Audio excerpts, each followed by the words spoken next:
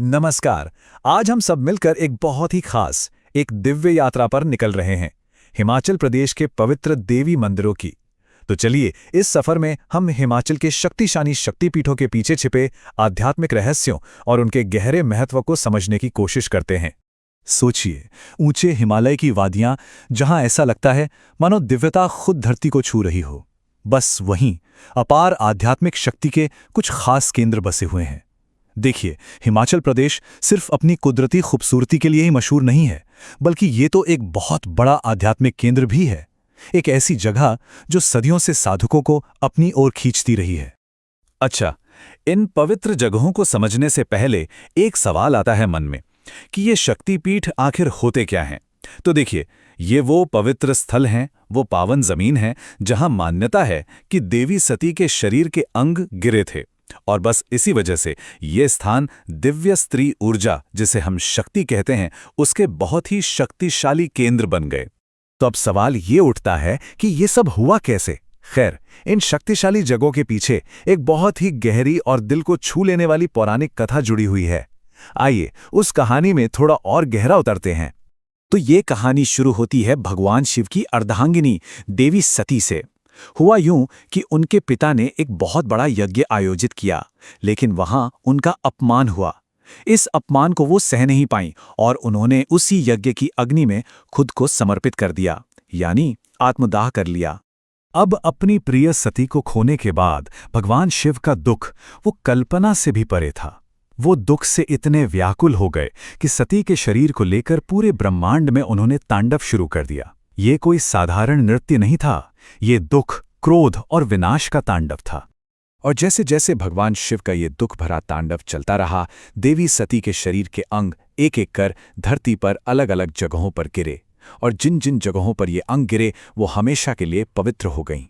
जानते हैं कुल कितने? 51। इस तरह कुल 51 पवित्र शक्तिपीठ बने, जो आज भी दिव्य ऊर्जा से भरपूर माने जाते हैं।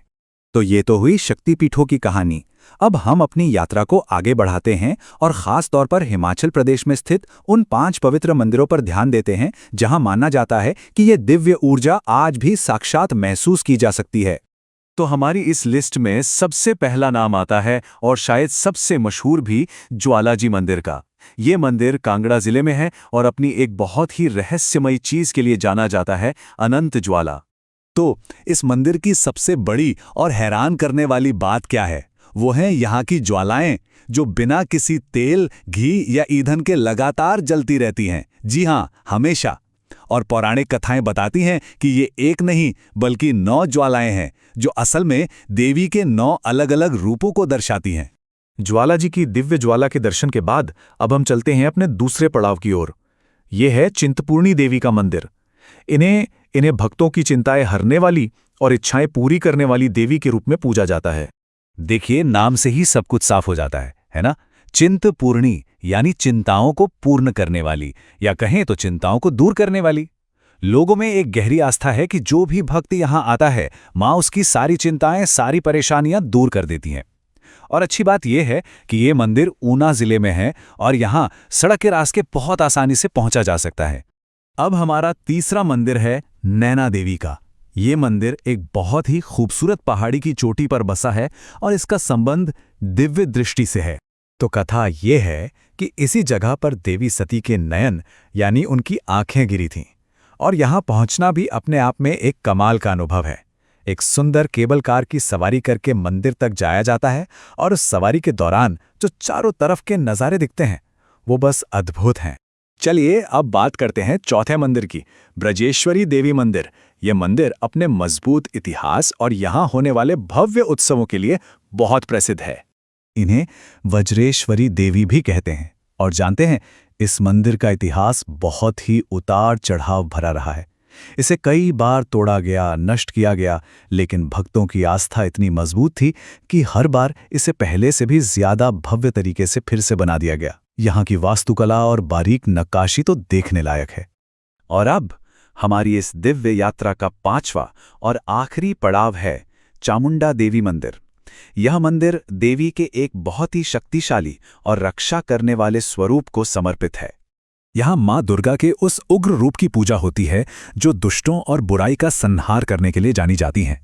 इस मंदिर की एक और खास बात है इसकी लोकेशन।